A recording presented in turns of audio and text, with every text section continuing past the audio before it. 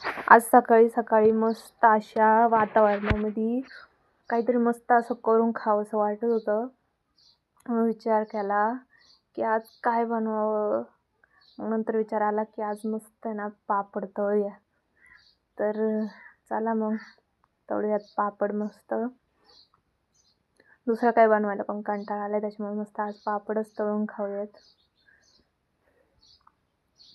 घरामध्ये ना खूप पापड आहेत, पण काही काहींना आवडत नाही, त्यामुळे फक्त मला बटाट्याचे चिप्स आवडतात, तेच तळते. या तुम्ही पण सगळी खायला.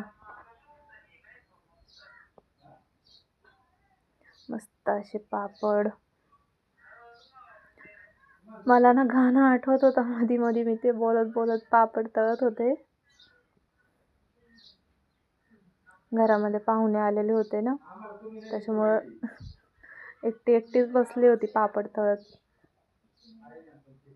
तेल पण एवढं उडत होतं. मस्त एकटी एकटी करून खाते मी.